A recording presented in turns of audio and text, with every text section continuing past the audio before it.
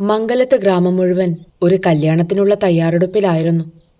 സ്വന്തം വീട്ടിലെ കല്യാണത്തിലെന്ന പോലെ ആ ഗ്രാമം മുഴുവൻ തെക്കേക്കളം തറവാട്ടിലെത്തി. പന്തലിനായി വേണ്ടിവന്ന ഓലകൾ മെടയുന്നതിനും മെനയുന്നതിനും ഉച്ചവരെ സമയം വേണ്ടിവന്നില്ല. ഭണ്ഡാരിയുടെ ചാർത്തിനൊത്ത് സാധനങ്ങൾ കലവറയിലേക്ക് ഒഴുകിയെത്തി.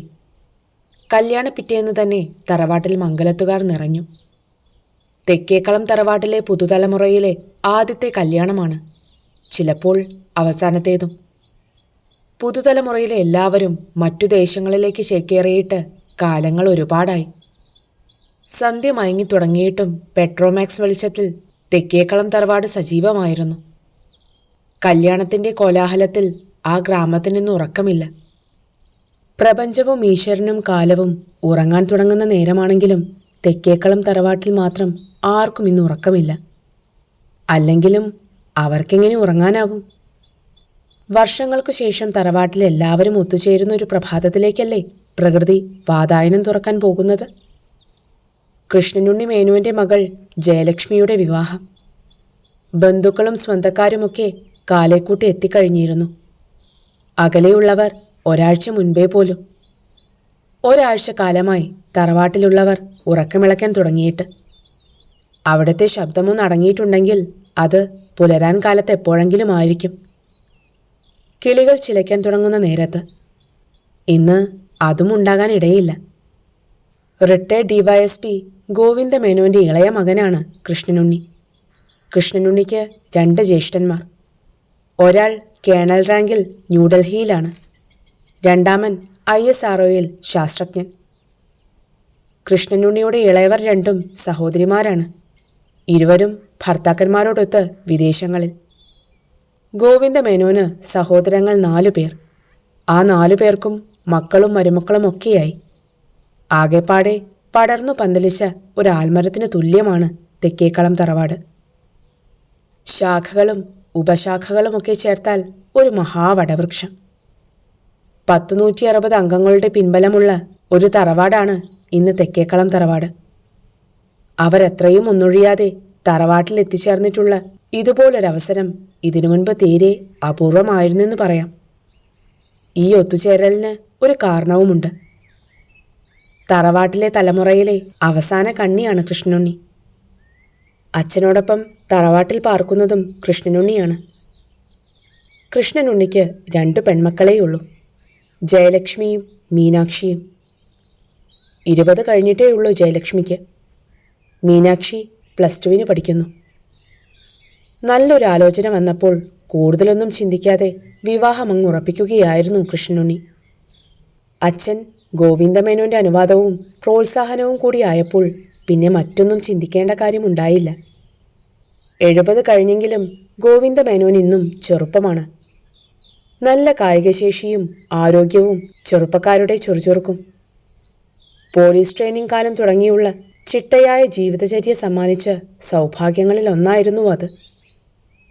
തറവാട്ടിൽ മൂത്തയാളെന്ന നിലയിൽ ഇന്നും ഗോവിന്ദമേനോൻ്റെ വാക്കാണ് അവസാന തീർപ്പ്. സഹോദരങ്ങളായാലും മക്കളായാലും കൊച്ചുമക്കളായാലും ശരി, അദ്ദേഹത്തിൻ്റെ നിർദ്ദേശം അനുസരിച്ചല്ലാതെ ഒന്നും ചെയ്യാറില്ല. അപ്പൂപ്പനുമായി എന്നും സംവദിക്കാൻ കൊച്ചുമക്കൾ പേജറും മൊബൈൽ ഫോണുമൊക്കെ മേനോന് സമ്മാനിച്ചിട്ടുണ്ട്. കൊച്ചുമക്കളുടെ ആ സമ്മാനങ്ങൾ കൈപ്പറ്റുമ്പോൾ നിറഞ്ഞ ചിരിയോടെ അദ്ദേഹം പറഞ്ഞു, കാലത്തിനനുസരിച്ചുള്ള ഈ കോലങ്ങളൊക്കെ നന്ന്. ഇവറ്റകൾക്കുള്ള മാസവരി കൂടി എൻ്റെ മക്കൾ തന്നെ തീർത്തോളണം. ഈ അപ്പൂപ്പൻ ഒരു പെൻഷൻ പറ്റിയ പോലീസുകാരനാണെന്ന് മറന്നേക്കരുത്. അദ്ദേഹം അത് പറഞ്ഞില്ലെങ്കിലും അദ്ദേഹത്തിനൊരു ബാധ്യത ഉണ്ടാക്കി വയ്ക്കുന്ന പ്രവൃത്തികൾ ആരും ചെയ്യില്ലെന്ന് തീർച്ച. പടർന്നു പന്തലിച്ച് സദാ അനുഗ്രഹത്തിൻ്റെ ശീതളിമ ചൊരിഞ്ഞു നിൽക്കുന്ന മഹാവൃക്ഷത്തിൻ്റെ തായ്വേരിൽ ഒരു പുഴുക്കുത്തേൽക്കാൻ അവർ സമ്മതിക്കില്ല. ആ തറവാടിൻ്റെ മഹത്വവും അതുതന്നെയായിരുന്നു. വിവാഹ തീരുമാനങ്ങളും മറ്റും പെട്ടെന്നായിരുന്നുവെങ്കിലും ആ തീരുമാനത്തിനും വരും പുലരിക്കുമിടയിൽ 4ഓളം മാസത്തെ ഇടവേളയുണ്ടായിരുന്നു. അതുകൊണ്ടുകൂടിയാണ് എല്ലാവർക്കും വന്നുചേരാൻ കഴിഞ്ഞത്. അകലെ എവിടെയോ ഒരു കോഴി കൂവുന്നു. തറവാട്ടിലെ സകല മുറികളിലും നിറഞ്ഞു തെളിഞ്ഞു നിന്നിരുന്ന ബൾബുകളിൽ ചിലത് അണഞ്ഞു തുടങ്ങി. വർത്തമാനങ്ങളും ചിരിയൊച്ചകളും നേർത്തു. പുലരാൻ ഇനി 2-3 മണിക്കൂറുകളേ ഉള്ളുവെങ്കിലും ആ നേരം കൊണ്ട് ഒന്ന് ചെറുതായി കണ്ണടയ്ക്കാനുള്ള ത്വരയുണ്ടായിരുന്നു ഓരോരുത്തർക്കും. വേണമെങ്കിൽ ഒരു മാത്രയൊന്ന് കണ്ണടച്ചോളാൻ എല്ലാവരോടുമായി പറഞ്ഞിട്ടാണ് കുറച്ചു മുൻപേ ഗോവിന്ദമേനോൻ തൻ്റെ മുറിയിലേക്ക് മടങ്ങിയത്. പൂമുഖത്തും സ്വീകരണ മുറിയിലും ചിരിയും സംസാരവും തുടരുകയായിരുന്നു. തറവാടിനോട് ചേർത്ത് നിർമ്മിച്ചിരുന്ന അടുക്കളപ്പുരയിലെ ദേഹണ്ടക്കാരും പണി ഒതുക്കിയെന്ന് തോന്നുന്നു. ഓട്ടുരുളിയിൽ ചട്ടുകം തട്ടുന്ന ശബ്ദം ഇടയ്ക്കിടെ കേൾക്കുന്നതൊഴിച്ചാൽ അടുക്കളപ്പുരയും പ്രായേണ നിശബ്ദമായിരുന്നു. ദേഹണ്ടത്തിൻ്റെ അവസാന ഘട്ടത്തിലുള്ള വറക്കലും താളിക്കലും മറ്റുമാവാം ശേഷിക്കുന്നത്. രാവിലെ 10 മുൻപേ കഴിയുന്ന ശുഭമുഹൂർത്തത്തിന് പിന്നാലെ ഇല വയ്ക്കേണ്ടതാണ്. ചുരുങ്ങിയത് 3000 പേരെയെങ്കിലും പ്രതീക്ഷിക്കുന്നുണ്ട്. തെക്കേക്കളം തറവാട്ടിലെ കല്യാണമാകുമ്പോൾ 3000 പേർ ചുരുങ്ങിയൊരു സംഖ്യയാണ്. മംഗലത്ത് ഗ്രാമത്ത് ഏതായാലും അത്രയും പേർ പങ്കെടുക്കുന്ന കല്യാണം ചുരുങ്ങും. എന്നിട്ടും ആൾ കുറഞ്ഞു പോകുമോ എന്നായിരുന്നു ഗോവിന്ദമേനോന് ശങ്ക. ആരെയും ഒഴിവാക്കിയിട്ടില്ലച്ചാ, കൃഷ്ണനുണ്ണി മേനോൻ പറഞ്ഞു. കരയടച്ചുള്ള ക്ഷണമാണ്. ഒരാളെയെങ്കിലും വിട്ടുവെന്നറിയുന്നത് അച്ഛന് സങ്കടമാണെന്ന് കൃഷ്ണനുണ്ണി മേനോൻ അറിയാം. തെക്കേക്കളം തറവാട്ടിലെ ഒരു ചടങ്ങിന് നാടടച്ചാണ് എല്ലായ്പ്പോഴും ക്ഷണം. അവിടെ വലിപ്പച്ചെറുപ്പങ്ങളില്ല, ജാതി മത വ്യത്യാസങ്ങളുമില്ല. നമുക്ക് സ്വന്തക്കാരെന്ന് പറയാൻ ഈ നാട്ടുകാരേ ഉള്ളൂ. സ്വന്തക്കാരെ ഒഴിവാക്കി ആരെങ്കിലും ഒരു പ്രധാന ചടങ്ങ് നടത്തുമോ? വന്നവരെന്നോ നിന്നവരെന്നോ വ്യത്യാസമരുത്. മംഗലത്ത് ഗ്രാമം മുഴുവൻ കല്യാണത്തിന് തെക്കേക്കളം തറവാട്ടിൽ എത്തിയിരിക്കണം. ആലോചന ആരംഭിക്കുമ്പോഴേയുള്ള ഗോവിന്ദമേനോന്റെ നിർദ്ദേശം ഇതായിരുന്നു. കൃഷ്ണനുണ്ണി അത് അക്ഷരം പ്രതി അനുസരിച്ചിട്ടുമുണ്ട്. ഗ്രാമക്ഷേത്രമായ കാവിലെ പൂരത്തിനോ അവവൃദ്ധസ്ഥാന ഘോഷയാത്രയ്ക്ക് പോലും അത്രയും പേർ ഒത്തുചേരാറില്ലെന്നത് വേറെ കാര്യം. തെക്കേക്കളം തറവാട്ടിലെ ക്ഷണം ഒരു ബഹുമതിയായി കണക്കാക്കുന്നവരാണ് കരയ്ക്കാരെന്ന് കൃഷ്ണനുണ്ണിക്കറിയാം. നേരം പുലരുമ്പോൾ മുതൽ ഇവിടേക്ക് അതിഥികളുടെ വരവ് തുടങ്ങും. പലരും ഇപ്പോഴേ ഒരുക്കം തുടങ്ങിയിട്ട് തന്നെയുണ്ടാവും. സ്വീകരണ മുറിയിലെ വെടിവട്ടം അവസാനിപ്പിച്ച് ഏറ്റവും ഒടുവിലാണ് കൃഷ്ണനുണ്ണി മേനോൻ ഉറക്കത്തിലേക്ക് പോയത്. തൊട്ടടുത്ത മുറി ജയലക്ഷ്മിയുടേതാണ്. അവിടെ നിന്ന് അപ്പോഴും ചിരിയും നേർത്ത സംസാരവുമൊക്കെ കേൾക്കാമായിരുന്നു. അവൾക്കൊരു പോളെ കണ്ണൊന്നടയ്ക്കാൻ കഴിയുമെന്ന് തോന്നുന്നില്ല. ചാരിയിട്ടിരുന്ന വാതിൽക്കൽ ഒരു മാത്രം നിന്നെങ്കിലും മുന്നോട്ട് തന്നെ നടക്കുകയാണ് ചെയ്തത്. അവളുടെ കൂട്ടുകാരികളുടെയും ബന്ധുക്കളുടെയും ഒന്നും രസച്ചരട് മുറിക്കേണ്ട. അവിടെയും ഇവിടെയുമായി 1-2 പേരൊക്കെ ഓരോ കാര്യങ്ങളുമായി നടക്കുന്നുണ്ടെങ്കിലും തറവാട് നേർത്തൊരു മയക്കത്തിലേക്ക് ആമഗ്നമായി കഴിഞ്ഞിരുന്നു.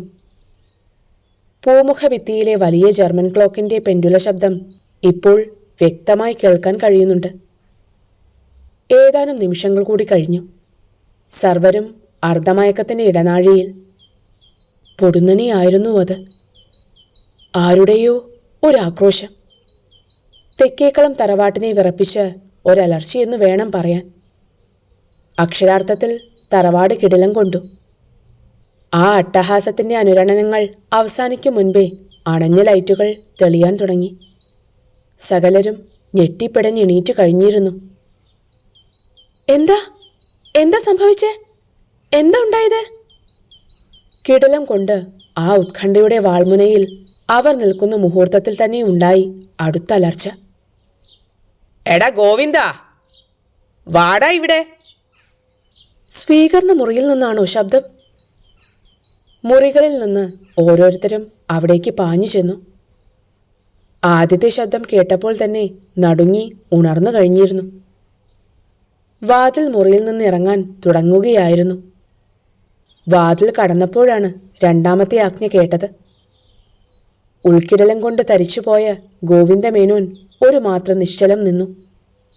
അദ്ദേഹത്തിൻ്റെ ഉള്ളം കാലിൽ നിന്ന് ഉച്ചിയിലേക്കൊരു പെരുപ്പ് കയറി. രോമങ്ങൾ എഴുന്നേറ്റ് നിന്നു. എത്രയോ കാലങ്ങൾക്ക് ശേഷവും ആ ശബ്ദം അദ്ദേഹം തിരിച്ചറിഞ്ഞിരിക്കുന്നു. അതോ തൻ്റെ വെറും തോന്നലോ? വർദ്ധിച്ച ഹൃദയമിടിപ്പോടെ മേനോൻ മല്ലെ പൂമുഖ മുറിയിലേക്ക് നടന്നു. അപ്പോഴേക്കും ആ മുറിയിലേക്ക് ഓടിയെത്തിയവർ അവിടെ കണ്ട ഒരസാധാരണ കാഴ്ചയുടെ അവിശ്വസനീയതയിൽ അമ്പരന്നു നിൽക്കുകയായിരുന്നു. സ്വീകരണ മുറിയിൽ ഗോവിന്ദമേനോന്റെ ചാരുകസേരയിൽ കാലിന്മേൽ കാൽ കയറ്റി വെച്ച് മീനാക്ഷി ഇരിക്കുന്നു. കണ്ണുകളിൽ രൗദ്രഭാവം, പ്രൗഢമായ ആപാംഗ വീക്ഷണം. ഒരു കാൽ വിറപ്പിച്ചുകൊണ്ടുള്ള ആ ഇരിപ്പിരിക്കുന്നത് മീനാക്ഷി ആയിരുന്നില്ല. ഗോവിന്ദമേനോനല്ലാതെ ആരും ഇരിക്കാറില്ലാത്ത ചാരുകസേരയിലാണ് അവളുടെ ഇരിപ്പ്. ആ മുഖഭാവം അപ്പോൾ അവളുടേതായിരുന്നില്ല. ചുറ്റും കൂടിയവർ എന്തു ചെയ്യണമെന്നറിയാതെ പകച്ചു നിൽക്കുക തന്നെയാണ്. ആരെയും കൂസാതെ ചാരുകസേരയ്ക്കരികിലെ വെള്ളിച്ചെല്ലമെടുത്ത് മടിയിൽ വെച്ച് ഒരു മുറുക്കിനുള്ള വട്ടം കൂട്ടുകയാണവൾ. ജയലക്ഷ്മി തൻ്റെ മുകളിലത്തെ മുറിയിൽ നിന്ന് ഓടിയിറങ്ങി വന്നു. കൃഷ്ണനുണ്ണി മേനോനും അപ്പോഴാണ് എത്തിയത്. മാലതി മകളുടെ അടുത്തേക്ക് ഓടിക്കഴിഞ്ഞിരുന്നു. മോളെ, നീ ഇതെന്തു ഭാവിച്ച? ഇതെന്താ തമാശയാ? ചെല്ലം തുറന്നുവെച്ച് മീനാക്ഷി മാലതിയുടെ നേരെ രൂക്ഷമായൊന്നു നോക്കി. ആരാടി നീയ്? നിനക്ക് എന്താടി ഇവിടെ കാര്യം? ആ വാക്കുകൾ കേട്ട്, ആ ശബ്ദം കേട്ട് തീപ്പൊള്ളലേറ്റതുപോലെ നിന്നുപോയി മാലതി. പരുഷമായ ആ പുരുഷ ശബ്ദം ഒരിക്കലും മീനാക്ഷിയുടേതല്ല. എന്താ കൃഷ്ണനുണ്ണി ഇവിടെ? ഗോവിന്ദമേനോൻ ഹാളിലേക്ക് വന്നപ്പോൾ എല്ലാവരും ഒതുങ്ങി നിന്നു. മേനോന്റെ ശബ്ദം കേട്ട് ചെല്ലത്തിൽ നിന്നെടുത്ത ആ വെറ്റില കയ്യിൽ തന്നെ പിടിച്ച് മീനാക്ഷി തലച്ചിരിച്ചൊന്നു നോക്കി. സ്നേഹമൊതുക്കിയ ഒരു ഗൗരവഭാവമായിരുന്നു അപ്പോഴവളുടെ മുഖത്ത്. ഗോവിന്ദമേനോൻ ഹാളിലേക്ക് വന്നപ്പോൾ എല്ലാവരും ഒതുങ്ങി നിന്നു.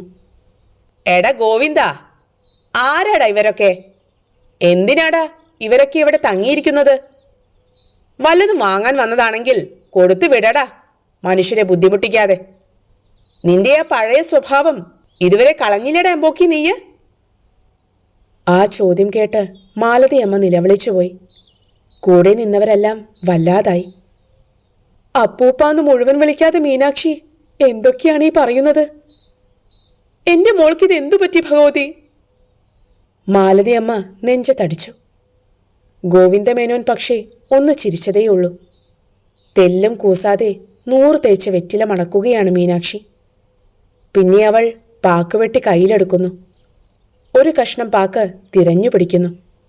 വളരെ കൃത്യമായും സൂക്ഷ്മമായും ആ പാക്കുകഷ്ണം നുറുക്കുകയാണവൾ. പാക്കു നുറുക്കുകൾ ഓരോന്നോരോന്നായി ഉപ്പേരി പോലെ വായിലേക്ക് എറിഞ്ഞുകൊണ്ട് അവൾ വീണ്ടും മേനോന്റെ നേരെ തിരിഞ്ഞു. മോളെ, ഈ വെളുപ്പം കാലത്ത് വേണമായിരുന്നോ നിന്റെ ഈ കുട്ടിക്കളി? അപ്പൂപ്പൻ വല്ലാതെ ഭയന്നു പോയല്ലോ മോളെ. നോക്ക്, ഇവരെയൊക്കെ നീ പേടിപ്പിച്ചു കളഞ്ഞല്ലോ. അനുനയത്തിൽ മീനാക്ഷിയുടെ സമീപത്തേക്ക് നടന്നെടുത്ത ഗോവിന്ദമേനോനെ അവൾ കൈയെടുത്തു വിലക്കി. അടുത്തേക്ക് വരരുതെന്ന്. ആരാടാ ഗോവിന്ദ നിന്റെ മോള്? എന്നെ നീ മറന്നു അല്ലേടാ? ഒന്ന് ഓർത്തു നോക്കടാ, നിന്റെ ഓർമ്മയിൽ എവിടെയെങ്കിലും ഞാനുണ്ടോ എന്ന്. നിന്റെ മകളുടെ കല്യാണമാണല്ലേടാ നാളെ. എന്നെ ഒഴിച്ച് നീ എല്ലാവരെയും ഓർത്തു. എനിക്കൊരു ദക്ഷിണ നൽകാനോ ഒരു നെയ്ത്തിരി കൊളുത്തി കാട്ടാനോ നീ നിന്റെ മോളോട് പറഞ്ഞില്ല. അത്രയെങ്കിലും ചെയ്യേണ്ടതായിരുന്നില്ലേടാ നീ എനിക്ക്? ഗോവിന്ദമേനോൻ മീനാക്ഷിയുടെ മുന്നിൽ മുട്ടുകുത്തി നിന്നു. അപ്പോൾ ആ കണ്ണുകൾ സജലങ്ങളായിരുന്നു. വിറയാർന്ന വിരലുകൾ നീട്ടി അവളുടെ പാദങ്ങൾ തൊട്ടുകൊണ്ട് അദ്ദേഹം വിതുമ്പി. ക്ഷമിക്കണം ശങ്കരമ്മാവ, മാപ്പു തരണം. അമ്മാവൻ എന്തു പ്രായശ്ചിത്തമാണ് ചെയ്തു തരേണ്ടത്? മറന്നുപോയതാണ് ഞാൻ, മനഃപൂർവ്വമല്ല, മറന്നു. സാരല്യടാ, നീ മറന്നത് നിന്നെയൊന്ന് ഓർമ്മിപ്പിക്കാൻ വന്നതാ ഞാൻ. ഗൗരവത്തോടെ പക്ഷെ കരുണയോടെ മീനാക്ഷിയുടെ കൈ മേനോന്റെ നെറുകയിൽ സ്പർശിച്ചു. ഒരനുഗ്രഹം പോലെ. അങ്ങനെ പറഞ്ഞുവെങ്കിലും നീരസത്തിന്റെ ഒരു ഈണം അമ്മാവന്റെ ശബ്ദത്തിനുണ്ടെന്ന് മേനോൻ അറിഞ്ഞു. അടുത്ത നിമിഷം ദീർഘമായൊന്നിരുത്തി മൂളി. പിന്നെ ഇരുന്ന ഇരുപ്പിൽ മീനാക്ഷി ചാരുകസേരയിലേക്ക് മറിഞ്ഞു. അവളുടെ ബോധം നഷ്ടപ്പെട്ടിരുന്നു. അപ്പോൾ കൃഷ്ണനുണ്ണി മേനോനും മാലതിയും ചേർന്ന് അവളെ കസേരയിൽ നിന്നെടുത്തു. വാടിയ വാഴക്കൂമ്പ് പോലെ തളർന്നു കിടക്കുകയാണവൾ. ഹാളിൽ തന്നെ ഉണ്ടായിരുന്ന ഒരു സോഫയിൽ കിടത്തി. മീനാക്ഷിയുടെ മുഖത്ത് ആരോ തണുത്ത വെള്ളം തളിച്ചു. പലവട്ടം കുലുക്കി വിളിച്ചപ്പോൾ അവൾ കണ്ണു തുറന്നു. പിന്നെ ചാടി എണീറ്റു. തൻ്റെ ചുറ്റും കൂടിയവരെ കണ്ട് അവൾ അന്തം വിട്ടു. ഒപ്പം ജാള്യവും. എന്താ അമ്മ എല്ലാവരും? എനിക്കെന്താ പറ്റിയത്? മീനാക്ഷി ഓരോ മുഖത്തേക്കും മാറി മാറി നോക്കി. ഒടുവിൽ അപ്പൂപ്പനെയും. അവളെ തന്നെ സാഗൂതം വീക്ഷിക്കുകയാണ് ഗോവിന്ദമേനോൻ. ആശ്വാസനിശ്വാസമുതിർത്ത് സർവരും മുറിവിട്ടു തുടങ്ങി. എനിക്കൊന്നും ഓർക്കാൻ കഴിയുന്നില്ലമ്മേ. അയ്യേ, അപ്പോ ഞാനിവിടെ ഒരു സീനുണ്ടാക്കി അല്ലേ? വിവരം പറഞ്ഞ മാലതേമ്മയോട് ചേർന്ന് നിന്ന് മീനാക്ഷി ചമ്മലടക്കാൻ പാടുപെട്ടു. അപ്പൂപ്പനോട് നീ എന്തൊക്കെയാ പറഞ്ഞെന്നറിയോ? ചീത്ത പോലും വിളിച്ചു. ചെന്ന് അപ്പൂപ്പനോട് മാപ്പ് പറയൂ. മകളെ ഗോവിന്ദമേനോന്റെ മുന്നിലേക്ക് വിളിച്ചുകൊണ്ട് മാലതി പറഞ്ഞു. വേണ്ട മാലതി, ഒന്നും വേണ്ട. അവളൊന്നും മനഃപൂർവ്വമായിരുന്നില്ലല്ലോ. മാത്രല്ല, പ്രധാനപ്പെട്ട ഒരു കാര്യം അങ്ങനെയാണെങ്കിലും അവളെന്നെ ഓർമ്മിപ്പിക്കുകയും ചെയ്തു. ആർക്കും വിശ്വസിക്കാൻ കഴിയില്ലെങ്കിലും ശങ്കരമ്മാവന്റെ ആത്മാവാണ് അവളിലൂടെ വന്ന് അദ്ദേഹത്തെ മറന്ന കാര്യം ഓർമ്മിപ്പിച്ചതെന്ന് ഞാൻ വിശ്വസിക്കുന്നുണ്ട്. ജയലക്ഷ്മിയോട് പറഞ്ഞോളൂ, വെളുപ്പിന് ക്ഷേത്രത്തിൽ പോകും മുൻപ് ശങ്കരമ്മാവന്റെ അസ്ഥിത്തറയിൽ ഒരു ദക്ഷിണ വയ്ക്കണമെന്ന്, ഒരു തിരിയും കൊളുത്തണമെന്ന്. കാരണവന്മാർക്കെല്ലാം അത് ചെയ്തപ്പോഴും ശങ്കരമ്മാവനെ മറന്നു. വലിയൊരു തെറ്റുതന്നെയായി അത്. ഏതായാലും വൈകിപ്പോയില്ലല്ലോ. ഗോവിന്ദമേനോൻ ചിന്താഭാരത്തോടെ മുറിയിലേക്ക് മടങ്ങി. ആ സംഭവത്തിന് ആരുമത്ര പ്രാധാന്യം കൊടുത്തില്ല. ആർക്കും അതേക്കുറിച്ച് കൂടുതൽ ചിന്തിക്കാനുള്ള അവസരമുണ്ടായില്ല. കല്യാണ പുലരിയിലേക്ക് പ്രഭാതം മിഴിതുറന്നു കഴിഞ്ഞിരുന്നു. അപ്പോഴേക്കും കൂട്ടുകാരികൾക്കൊപ്പം മീനാക്ഷിയും മണവാട്ടിയുടെ അനുജത്തിയുടെ സ്ഥാനം സർവ്വസ്വാതന്ത്ര്യങ്ങളോടെ ആഘോഷിച്ചു നടക്കുകയായിരുന്നു. വരനും കൂട്ടരും വന്നു. നേരത്തെ തുടങ്ങിയിരുന്ന നാഗസ്വര കച്ചേരി പന്തലിൽ ഒന്നുകൂടി ഉഷാറായി. മംഗലത്ത് ഗ്രാമം അപ്പാടെ തെക്കേക്കളം തറവാട്ടിലെത്തിക്കഴിഞ്ഞു. ചടങ്ങുകൾ ഓരോന്നോരോന്നായി കഴിഞ്ഞുകൊണ്ടിരുന്നു. മുല്ലപ്പന്തലിൽ ജയലക്ഷ്മിക്കൊപ്പം ഇരുന്ന വരൻ താലി കെട്ടാനുള്ള മുഹൂർത്തമായപ്പോൾ എണീറ്റു. താലിയുമായി ജയലക്ഷ്മിക്ക് മുന്നിലേക്ക് കുനിഞ്ഞ അയാൾ പിന്നിൽ നിന്ന് ഇടിവെട്ടും പോലൊരു ശബ്ദം കേട്ടു തുടങ്ങി. താലി മഞ്ഞച്ചരടിൽ നിന്ന് ഊർന്നു താഴെ വീണു. മുല്ലപ്പന്തലിന് തൊട്ടരികിൽ തീക്കണ്ണുകളുമായി കോപത്തോടെ വിറഞ്ഞു നിൽക്കുകയാണ് മീനാക്ഷി. നാദസ്വരമേളം നിലച്ചു. വായ്ക്കുരവകൾ നിന്നു. ഭയപ്പെടുത്തുന്നൊരു നിശബ്ദത അശനിപാതം പോലെ കല്യാണപ്പന്തലിൽ വന്നു വീണു. അതിഥികൾ ഇരുന്നിടത്തുനിന്ന് എണീറ്റ് കതിർ മണ്ഡപത്തിലേക്ക് ശ്രദ്ധിക്കാൻ തുടങ്ങി. മുല്ലപ്പന്തലിന് മുന്നിൽ നിന്നിരുന്ന് ചെറുക്കൻ കൂട്ടരിലെ കാരണവന്മാർ രൂക്ഷമായി തിരിഞ്ഞു നോക്കി. സകല കണ്ണുകളും മീനാക്ഷിയുടെ മേലായിരുന്നു. ഗോവിന്ദമേനോനും മാലതയും കൃഷ്ണനുണ്ണിയും മീനാക്ഷിക്കടുത്തേക്ക് പാഞ്ഞു വന്നു.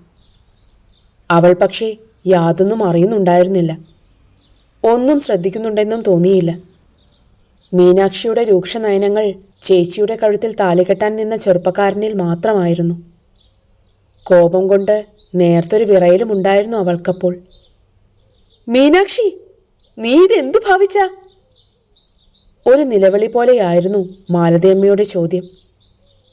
ഒപ്പം മീനാക്ഷിയെ ബലമായി പിടിച്ച് അവിടെ നിന്നും മാറ്റാനും അവൾ ശ്രമിച്ചു. തുടരുതന്നെ.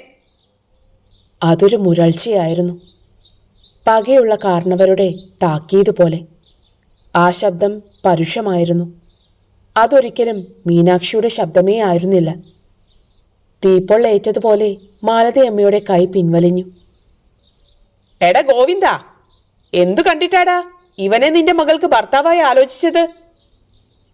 ആ ചോദ്യം കേട്ട് ഗോവിന്ദമേനോൻ ഹതാശനായി. ശങ്കരമ്മാവന്റെ ശബ്ദം വീണ്ടും മീനാക്ഷിയിലൂടെ തന്നെ ചോദ്യം ചെയ്യുന്നു. ആളുകളാകെ അമ്പരന്നിരിക്കുകയാണ്. ചെറുക്കൻ കൂട്ടർ കോപിക്കാൻ തുടങ്ങി. കൃഷ്ണനുണ്ണി മേനോൻ കൈപിടിച്ചും കൈകൾ കൂപ്പിയും അതിഥികളോട് ക്ഷമ ചോദിക്കുന്നുണ്ട്. ഇപ്പോൾ കരഞ്ഞുപോകും മട്ടിൽ കതിർ മണ്ഡപത്തിൽ തലയും കുനിച്ച് ജയലക്ഷ്മി. ആകെ നാണക്കേടായിരിക്കുന്നു. ആരൊക്കെ ശ്രമിച്ചിട്ടും വിളിച്ചിട്ടും പിന്തിരിയാൻ കൂട്ടാക്കാതെ മീനാക്ഷി നിന്നു. വല്ലാത്തൊരു തരം പിടിവാശി. എന്തു ചെയ്യണമെന്ന് ആർക്കും പിടികിട്ടാത്ത നിസ്സഹായാവസ്ഥ. മുഹൂർത്തം കടന്നു പോകുന്നു, കാരണവന്മാരിൽ ആരോ ഓർമ്മിപ്പിച്ചു. എന്തോ നിന്റെ മുഹൂർത്തമാടാ? ഇവന്റെ കല്യാണ മുഹൂർത്തം എന്നേ കഴിഞ്ഞതാടാ. കൃത്യം അറിയണോ തനിക്ക്? എങ്കി കേട്ടോ, 170 ചിങ്ങം 16 തിരുനാവ രജിസ്റ്റർ ഓഫീസിൽ വെച്ച് നടന്നത് പിന്നെ ഇവന്റെ തന്തയുടെ 16 അടിയന്തരമാണോടാ? സമയവും കൃത്യമായി കേട്ടോ. 11:48 ഇവൻ ഒപ്പുവെച്ചത്. അതും പറഞ്ഞ് മീനാക്ഷി നിന്ന് കിതച്ചു. ഇടിയൊച്ച പോലെയാണ് ആ വാക്കുകൾ പന്തലിൽ പ്രകമ്പനം കൊണ്ടത്. കതിർമണ്ഡപത്തിൽ നിന്നിരുന്ന വരന്റെ മുഖം പച്ച കൂമ്പാള പോലെ വിളറി. ഏതാഹേ ഈ ഭ്രാന്തിപ്പെണ്ണ്? ഇതിനെ വല്ലയിടത്തും കൊണ്ട് പൂട്ടിയിട്. ചെറ്റത്തരം വിളിച്ചു പറയുന്ന ഇതെന്താ ചന്തയോ? ചെറുക്കൻ്റെ അച്ഛനാവാം. ഒരു കാരണവർ വല്ലാതെ ക്ഷോഭിച്ചു. എടാ കൊച്ചനെ, സൂക്ഷിച്ചും കണ്ടും സംസാരിച്ചോളണം. ഇത് തെക്കേക്കളം തറവാടാ. ഇവിടത്തെ കാരണവന്മാരുടെ നേരെ നിന്ന് സംസാരിക്കാൻ കഴിവുള്ളവർ ഇനി ജനിക്കണം. വീണ്ടും ശങ്കരമ്മാവന്റെ താക്കീത്. ആരൊക്കെയോ ചേർന്ന് മീനാക്ഷിയെ വളഞ്ഞ് എങ്ങനെയും അവളെ അവിടെ നിന്ന് മാറ്റാൻ ശ്രമിക്കുകയായിരുന്നു. മോളെ ജയലക്ഷ്മി, നീ എണീറ്റ് പോ. എൻ്റെ മോൾക്ക് ഏതായാലും ഒരു 2ാം കെട്ടുകാരൻ വേണ്ട. വലിച്ചിഴയ്ക്കുന്നതിനിടയിൽ തിരിഞ്ഞു നിന്ന് അത്രയും കൂടി പറയാൻ മീനാക്ഷിക്ക് സമയം കിട്ടി. കല്യാണപ്പന്തലിൽ ആകെ ബഹളം തുടങ്ങി. വാക്കുകൾ ഇരുതലകളിലും മൂർച്ചയുള്ള വാളുകളായി. കാര്യങ്ങൾ ഇനിയും വഷളായാൽ അത് കയ്യാങ്കളിയിലേക്ക് നീങ്ങിയേക്കും. ആരെയാണ് സമാധാനിപ്പിക്കേണ്ടത്? എന്തു പറഞ്ഞാണ് സമാധാനിപ്പിക്കുക? ഗോവിന്ദമേനോൻ തലയും താങ്ങി ഒരു കസേരയിലിരുന്നു. മീനാക്ഷി വിളിച്ചു പറഞ്ഞ ഓരോ വാക്കുകളും പെരുമ്പറനാദം പോലെ ചെവികളിൽ മുഴങ്ങുന്നു. തങ്ങളെ വിളിച്ചു വരുത്തി അപമാനിച്ചുവെന്ന് ചെറുക്കൻ കൂട്ടർ. ഗോവിന്ദ, എടാ, നീ ഈ കല്യാണം നടത്തരുത്. നിന്റെ കൊച്ചുമകളെ നീ വഴിയാധാരമാക്കരുത്. എന്നെ വിശ്വാസമില്ലെങ്കിൽ ചെന്ന് അന്വേഷിക്കടാ, ഞാൻ പറഞ്ഞത് സത്യമാണോന്ന്. ഈ തറവാടിൻ്റെ അന്തസ്സുകളെന്ന ചെറിയൊരു കാര്യത്തിന് പോലും ഈ അമ്മാവൻ കൂട്ടുനിൽക്കില്ല. ജയലക്ഷ്മിയെ താലികെട്ടാൻ വന്ന ആ അഴകിയ രാവണൻ തട്ടിപ്പുകാരനാടാ. ചതിവ് പറ്റില്ലടാ ഗോവിന്ദ. അത്രയും പറയാനേ ശങ്കരമ്മാവന് കഴിഞ്ഞുള്ളൂ. അപ്പോഴേക്കും മീനാക്ഷിയെ അവർ അകത്തെ മുറിയിലേക്ക് വലിച്ചിഴച്ച് കഴിഞ്ഞിരുന്നു. അവളെ മുറിക്കുള്ളിലാക്കി വാതിൽ പുറത്തുനിന്ന് ബന്ധിച്ചു. കല്യാണപ്പന്തലിൽ സംഘം ചേർന്ന വാഗ്വാദങ്ങൾ നടക്കുകയായിരുന്നു. തീർച്ചയറിയാതെ താലി കെട്ടിക്കില്ലെന്ന് നാട്ടുകാരിൽ ഒരു കൂട്ടർ. കെട്ടാൻ വന്നതാണെങ്കിൽ പെണ്ണിനെയും കൊണ്ടേ പോകൂ എന്ന് ചെറുക്കൻ കൂട്ടർ. തങ്ങളും തറവാട്ടു മഹിമയും അന്തസ്സുമുള്ള കുടുംബക്കാർ തന്നെയാണെന്നായിരുന്നു അവരുടെ വാശി. എല്ലാം അറിഞ്ഞിട്ടും ഒന്നും മിണ്ടാതിരിക്കുകയാണ് ചെറുക്കൻ. ആകെ വിയർത്ത്, രക്തമയമില്ലാത്ത മുഖമൊന്നുയർത്താതെ. പട്ടിലും പൊന്നിലും നിറഞ്ഞ് ദേവീ വിഗ്രഹം പോലിരിക്കുന്ന ജയലക്ഷ്മിയെ ദയനീയമായി അവനൊന്നു നോക്കി. ജയലക്ഷ്മി പൊട്ടിക്കരഞ്ഞുകൊണ്ട് കതിർമണ്ഡപത്തിൽ നിന്നിറങ്ങി വീട്ടിലേക്ക് കുതിച്ചു. നമ്മൾ ഇനി എന്താ ചെയ്യേണ്ടതച്ഛാ? കൃഷ്ണനുണ്ണിയുടെ ജ്യേഷ്ഠൻ രവീന്ദ്രനാഥ മേനോൻ അച്ഛനെ സമീപിച്ചു. കാര്യം എന്തായാലും അച്ഛൻ വേണം അവസാന തീരുമാനമെടുക്കാൻ. ഗോവിന്ദമേനോൻ മുഖമുയർത്തി മകനെയൊന്നു നോക്കി. നീ ഒരു കാര്യം ചെയ്യ്, സത്യാവസ്ഥ അറി. കല്യാണ മുഹൂർത്തം മാറ്റിവെക്കാം. കെട്ടു നടന്നാൽ പിന്നെ അവളുടെ ഭർത്താവിനെ മാറ്റാൻ പറ്റില്ലല്ലോ. തിരുനാവ വരെ പോയി വരുന്ന കാര്യമല്ലേ ഉള്ളൂ. കുറച്ചു വൈകിയേക്കും. പണ്ടൊക്കെ രാത്രിയിലായിരുന്നു വിവാഹം. അതുവരെ ചെറുക്കൻ കൂട്ടർ വിശ്രമിക്കട്ടെ. ഗോവിന്ദമേനോന്റെ തീരുമാനം ചെറുക്കൻ കൂട്ടർക്കും സമ്മതമായിരുന്നു. മാനം കെട്ട് തിരിച്ചു പോകത്തില്ലെന്നു തന്നെയായി അവർ. എവിടേക്ക് വേണേലും തിരക്കിക്കോ, എത്ര നേരം വേണേലും കാത്തിരിക്കാൻ ഞങ്ങൾ തയ്യാർ, അവർ ഉറപ്പിച്ചു പറഞ്ഞു. അപ്പോൾ തന്നെ തെക്കേക്കളം തറവാട്ടിൻ്റെ പടിക്കലിൽ നിന്ന് കാറുകൾ പാഞ്ഞു. രവീന്ദ്രമേനോൻ കയറിപ്പോയ കാർ തിരിച്ച് ആ തറവാട്ടു പടിക്കലെത്തിയത് 6ഓളം മണിക്കൂറിന് ശേഷമായിരുന്നു. വെയിൽ ചാഞ്ഞു തുടങ്ങിയ നേരത്ത്. ഉത്കണ്ഠ നിറഞ്ഞ മുഖങ്ങളോടെ പടിക്കൽ കാത്തു നിന്നവരുടെ മുന്നിലേക്ക് രവീന്ദ്രനാഥ മേനോൻ തലയും കുനിച്ചിറങ്ങി വന്നു. ആ മുഖം കനത്തിരുന്നു. ആർക്കും ഒന്നും ചോദിക്കേണ്ടി വന്നില്ല. എല്ലാ ചോദ്യങ്ങൾക്കുമുള്ള മറുപടി ആ മുഖത്തു തന്നെ ഉണ്ടായിരുന്നു. കാറിൽ നിന്നിറങ്ങി ഒരു നിമിഷം നിന്ന രവീന്ദ്രനാഥ മേനോൻ തിരിഞ്ഞ് കാറിന്റെ പിൻഡോർ തുറന്നു. കുട്ടി ഇറങ്ങി വരൂ. കൈക്കുഞ്ഞിനെയും മാറിൽ ചേർത്ത് കതിര് പോലൊരു പെൺകുട്ടി കരഞ്ഞു കലങ്ങിയ കണ്ണുകളുമായി കാറിന്റെ പിൻസീറ്റിൽ നിന്നിറങ്ങി. രവീന്ദ്രനാഥ മേനോൻ ആ യുവതിയെയും കൂട്ടി നേരെ അച്ഛൻ്റെ മുന്നിലേക്കാണ് ചെന്നത്. ഗോവിന്ദമേനോൻ മുഖമുയർത്തി ഒന്നു നോക്കി. ഒരേ ഒരു നോട്ടം മാത്രം. ആകെ വിറഞ്ഞു കയറിയ കൃഷ്ണനുണ്ണിയെ ഒറ്റയൊരു നോട്ടം കൊണ്ട് ശാസിച്ചു. ചെറുക്കൻ കൂട്ടരിൽ ഒരാൾക്ക് പോലും മുഖമുയർത്താനായില്ല. കതിർമണ്ഡപത്തിനരികിൽ നിന്നിരുന്ന നവവരൻ മഞ്ഞുപോലെ ഉരുകി. അപമാനിതരായ അവർ ഗോവിന്ദമേനോനോട് ക്ഷമ ചോദിച്ചു. യാത്രാനുവാദവും. അദ്ദേഹം പൊട്ടിത്തെറിക്കുമെന്നാണ് അവർ കരുതിയത്. അങ്ങനെയൊന്നും ഉണ്ടായില്ല. ഒരു ദുരന്തം ഒഴിഞ്ഞുകിട്ടാൻ വേണ്ടി ഇത്രയും ചെലവ് ചെയ്തത് തെക്കേക്കളം തറവാടിൻ്റെ ഒരു ഭാരമല്ല. നിങ്ങളുടെ മകന്റെ കല്യാണം ഞാൻ നടത്തിച്ചു തന്നുവെന്ന് അങ്ങ് കരുതിയാൽ മതി. ഒരുക്കിയ സദ്യ ഉണ്ണാതെ ഒരാളും ഈ പടി കടന്നുകൂടാ. ശാന്തസ്വരത്തിൽ അദ്ദേഹം പറഞ്ഞു. പിന്നെ അദ്ദേഹം അവിടെ നിന്നില്ല. ആ സുഗ്രീവാജ്ഞ അവഗണിക്കാൻ ആർക്കും കഴിയുമായിരുന്നില്ല. ഇതിനിടെ നവവരനെ കൊണ്ട് കുട്ടിയുമായി വന്ന യുവതിയുടെ കൈപിടിപ്പിച്ച് മുല്ലപ്പന്തലിനു ചുറ്റും പ്രദക്ഷിണം വയ്പ്പിക്കുകയായിരുന്നു ചിലർ. വീർപ്പുമുട്ടിയ അന്തരീക്ഷത്തിന് ക്രമേണ ലാഘവം ഉണ്ടാവുകയായിരുന്നു. സംഭവിച്ച നഷ്ടത്തെക്കുറിച്ച് വേവലാതി ഉണ്ടായിട്ടില്ലെങ്കിലും ജയലക്ഷ്മിയുടെ കണ്ണീരിന് മുന്നിൽ തെക്കേക്കളം തറവാട്ടിലെ ഒരാൾക്കും ന്യായീകരണമുണ്ടായിരുന്നില്ല. എങ്കിലും ആവുമട്ടിൽ ഓരോരുത്തരും അവളെ സമാധാനിപ്പിച്ചു. മീനാക്ഷി ഭ്രാന്തു പറയുകയാണെന്ന് ആരെങ്കിലും വിശ്വസിച്ചിരുന്നുവെങ്കിൽ ആ വിശ്വാസം ഇപ്പോൾ അത്ഭുതത്തിന് വഴിമാറിയിരിക്കുന്നു. ഒരു കണക്കിന് അവൾ തന്നെ രക്ഷിക്കുകയായിരുന്നില്ലേ? ഒരുപക്ഷെ നടന്നതെല്ലാം നിന്റെ ഭാഗ്യത്തിനാണെന്ന് വിശ്വസിക്കുക. ഇങ്ങനെയൊന്നും സംഭവിച്ചില്ലായിരുന്നുവെങ്കിലോ? ഈ വിവാഹം നടന്നിരുന്നുവെങ്കിലോ? ഇവിടെ ആരും നിന്നെ ഒരു തെറ്റുകാരിയായി ചിത്രീകരിക്കില്ല. നാട്ടിൽ ആരോടും വിശദീകരിക്കേണ്ടതുമില്ല. കാരണം മംഗലത്ത് ഗ്രാമം അപ്പാടെ അറിഞ്ഞതാണെല്ലാം. ഒരു പകലുറക്കത്തിൽ കണ്ട സ്വപ്നമായിരുന്നെന്നോർത്ത് നീയങ്ങു മറന്നുകള. ബന്ധുക്കളായ സ്ത്രീകളുടെ സാന്ത്വനോക്തികൾക്ക് മുന്നിൽ ജയലക്ഷ്മി വിങ്ങിപ്പൊട്ടി. മീനാക്ഷിയും അവളുടെ മുറിയിൽ കരച്ചിൽ തന്നെ. താൻ മൂലമാണ് ചേച്ചിയുടെ വിവാഹം മുടങ്ങിയതെന്ന ചിന്ത അവളെ കുറച്ചൊന്നുമല്ല വേദനിപ്പിക്കുന്നത്. തനിക്ക് എന്താണ് സംഭവിച്ചത്? കല്യാണപ്പന്തലിൽ കൂട്ടുകാർക്കൊപ്പം നിന്നിരുന്ന തന്നെ ആരാണ് ഈ മുറിയിൽ പൂട്ടിയിട്ടത്? അതും താൻ അറിയാതെ. ഇന്നലെ ഉണ്ടായതുപോലെ ഒരു ബോധക്ഷയം വീണ്ടും ഉണ്ടായെന്നല്ലേ അതിനർത്ഥം? സ്വബോധത്തിലേക്ക് തിരികെ വരുമ്പോൾ മുറിയിൽ എല്ലാവരുമുണ്ട്. കട്ടിലിനരികിലിരുന്ന് അമ്മ തലയും താങ്ങി കരയുന്നു. അച്ഛനും വല്യച്ഛന്മാരും തന്നെ തന്നെ ഉറ്റുനോക്കി മുറിയിൽ നിൽക്കുന്നു. പക്ഷേ അവരുടെ ആരുടെയും മുഖത്ത് കോപമോ കുറ്റപ്പെടുത്തലിൻ്റെ ഭാവമോ ഒന്നും ഉണ്ടായില്ലെന്നും മീനാക്ഷി തിരിച്ചറിഞ്ഞു. ചാടി എണീക്കാൻ ശ്രമിച്ച തന്നെ അച്ഛനാണ് തടഞ്ഞത്. വേണ്ട, മോൾ കുറച്ചുകൂടി കഴിഞ്ഞ് എണീറ്റാൽ മതി. അടുത്തിരുന്ന് കൃഷ്ണനുണ്ണി മേനോൻ പറഞ്ഞു. അച്ഛൻ തന്നെ പറഞ്ഞാണ് തൻ്റെ പ്രകടനത്തെക്കുറിച്ച് അവൾ അറിഞ്ഞത്. ശങ്കരമാവൻ്റെ ശബ്ദത്തിൽ താൻ സംസാരിച്ചു അത്രേ. ആരാണ് ഈ ശങ്കരമാവൻ? നേരിട്ടോ ആരെങ്കിലും പറഞ്ഞോ അങ്ങനെ ഒരാളെക്കുറിച്ച് കേട്ടിട്ട് പോലുമില്ല. ശങ്കരമാവനും തനിക്കും തമ്മിൽ എന്തു ബന്ധം? ചേച്ചിയുടെ വിവാഹം മുടങ്ങിയത് ഒരു ഭാഗ്യമായെന്ന് ഇപ്പോൾ എല്ലാവരും പറയുന്നു. അതിന് താനാണത്രേ കാരണക്കാരി.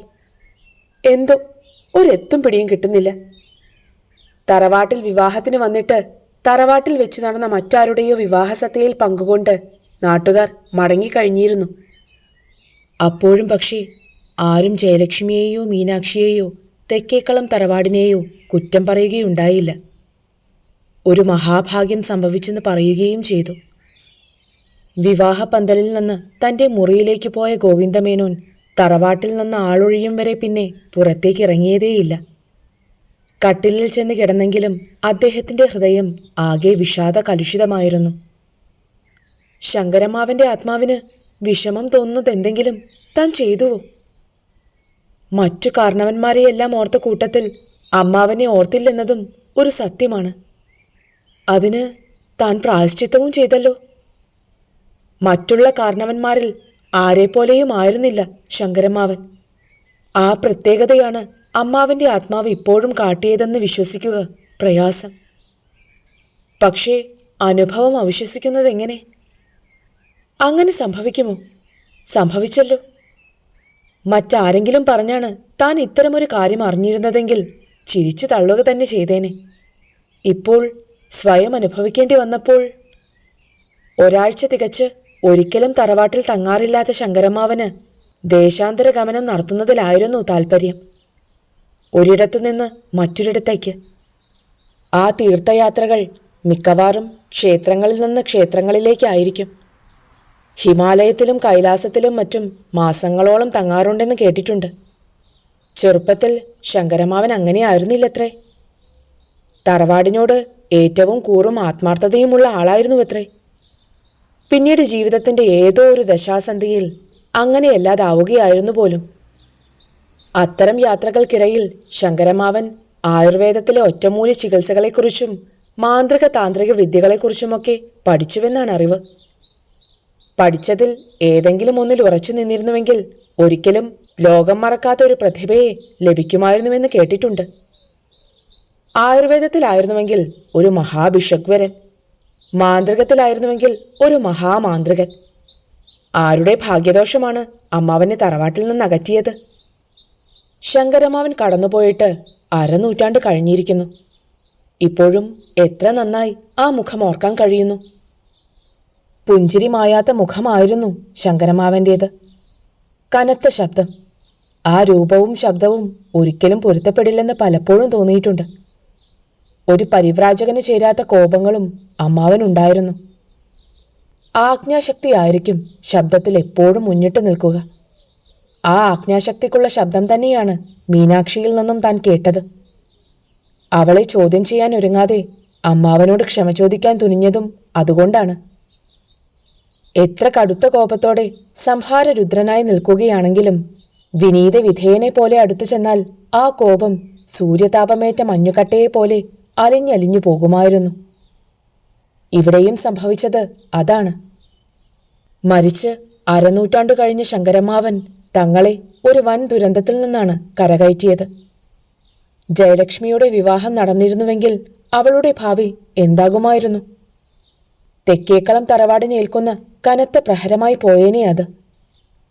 ഇന്നോളം ഉയർത്തിക്കൊണ്ടുവന്ന അഭിമാനം മരുഭൂമിയിൽ പെയ്ത മഴ പോലെ ചോർന്നു പോയേനെ. അരൂപിയായി വന്ന് മീനാക്ഷിയിലൂടെ അമ്മാവൻ തറവാടിനെ രക്ഷിച്ചു എന്നു തന്നെ വിശ്വസിക്കാനായിരുന്നു ഗോവിന്ദമേനോനിഷ്ടം. സായന്തനം കഴിയുന്നു. തെക്കേക്കളം തറവാട്ടിലെത്തിയ അവസാനത്തെ അതിഥിയും പടിയിറങ്ങിപ്പോയിട്ട് അരനാഴികയെങ്കിലുമായി. ഇനി അവശേഷിക്കുന്നത് തറവാട്ടിലെ അംഗങ്ങൾ മാത്രം. അതിൽ കുറേ പേർക്ക് ഇന്നു തന്നെ തിരിച്ചു പോകേണ്ടതുണ്ട്. പോകേണ്ടവർ അതിനുള്ള ഒരുക്കങ്ങളിലായിരുന്നു. അടുക്കളപ്പുരയിൽ നിന്ന് ദേഹണ്ഡപാത്രങ്ങൾ വൃത്തിയാക്കുന്നതിൻ്റെയും മറ്റും ശബ്ദം കേൾക്കാം. മുറ്റത്തെ 4 നില പന്തൽ പൊളിക്കാനും തുടങ്ങിയിരിക്കുന്നു. അലസിപ്പോയ ഒരു ആഘോഷത്തിൻ്റെ മ്ലാനതയായിരുന്നു തറവാട്ടിലാകെ. കൃഷ്ണനുണ്ണി മുറിയിലേക്ക് വന്നില്ല. മുറിയിൽ നിന്ന് പുറത്തേക്കിറങ്ങണമെന്ന് ഗോവിന്ദമേനോന് തോന്നിയുമില്ല. ജയലക്ഷ്മിയെ ഒന്ന് ആശ്വസിപ്പിക്കാൻ കഴിഞ്ഞില്ല. കൊച്ചുമകളുടെ ദുഃഖത്തെക്കുറിച്ച് അറിയാവുന്നതുകൊണ്ട് അവളെ അഭിമുഖീകരിക്കാനും വിഷമമുണ്ട്. പുറത്ത് വെയിൽ പൂർണ്ണമായി മങ്ങിയിരിക്കുന്നു. ഗോവിന്ദമേനോൻ പുറത്തേക്കൊന്നിറങ്ങാൻ ആഗ്രഹിച്ച് കട്ടിൽ നിന്ന് എണീറ്റു. വാതിൽ തുറക്കാൻ സാക്ഷയിലേക്ക് കൈയുയർത്തും മുൻപേ ആരോ വാതിൽക്കൽ മുട്ടി വിളിക്കുന്ന ശബ്ദം കേട്ടു. ഒപ്പം കനത്ത ഗൗരവപൂർണമായ ആ വിളിയൊച്ചയും. എടാ ഗോവിന്ദ! നടുങ്ങിപ്പോയി മേനോൻ. പെട്ടെന്ന് വാതിൽ തുറന്ന ഗോവിന്ദമേനോന്റെ മുറിവാതിൽക്കൽ ശങ്കരമ്മാവന്റെ തലയെടുപ്പോടെ മീനാക്ഷി നിന്നിരുന്നു.